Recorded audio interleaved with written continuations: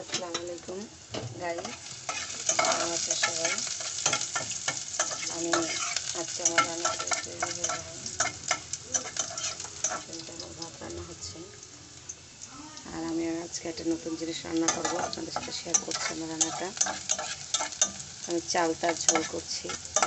ছোটোবেলা খেয়েছি, আমার নানু খেত চালতা পুড়ে, চুলার ছাইয়ের ভিতর দিয়ে পুড়ে, তারপরে সেটাকে চটকাতো পানির ভিতর দিয়ে, চটকিয়ে তারপরে আপনার লবণ দিয়ে শুকনো ঝাল দিয়ে তারপরে সেটা খেত। এখন আমার তো চুলা নেই বা এটা সম্ভব না, আমি এই জন্য কী করলাম,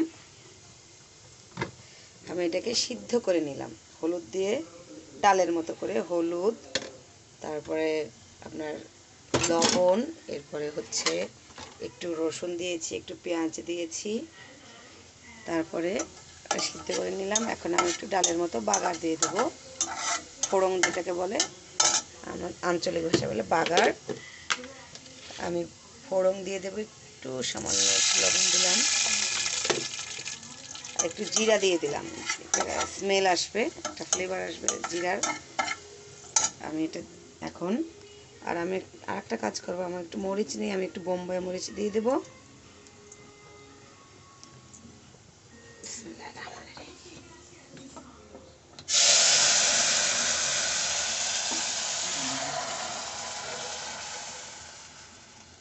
অনেক দিন আমি ফোড়ন দিই না, আমি ডালও খাই ফোড়ন দিয়ে, একবারে ফোড়ন দিয়ে বসিয়ে দিই। এই যে দেখেন আমার হয়ে গেল চালতার টক, এটা কেমন বলে চালতার টক। একটা চালতা নষ্ট হয়ে গেছে ঘরে বসে, বাচ্চাদের কেটে দিয়েছিলাম, তারা খেয়ে নিয়েছে। আর এটা আমার শাশুড়ি কালকে আসলো, একটু বের করে দিলাম, কেটে দিতে বললাম। এখানে একটু গরম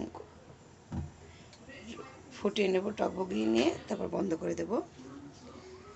আর রান্না করব কলমি শাক, আমার শাশুড়ি কুটে নিয়ে আসছে, এই যে কলমি শাক, আর হচ্ছে চিংড়ি। আর করব আমি চিংড়ি দিয়ে এই যে লাউয়ের বিচি, চিংড়ি দিয়ে লাউয়ের বিচি করব, ভাজবো। আমরা আজকে আর ভর্তা করব না, আজকে ভাজবো ডাইরেক্ট, ভেজে তারপরে খাবো। এর ভিতরে আমি একসাথে রসুন, তারপরে পেঁয়াজ দিয়ে দিলাম,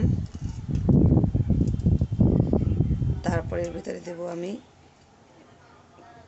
চিংড়ি মাছটা আমি ভেজিয়ে রেখেছি,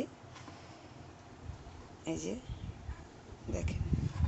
এটাকে আমি এখন কাটবো। আমার ডালটা শেষ, চালতার ডাল।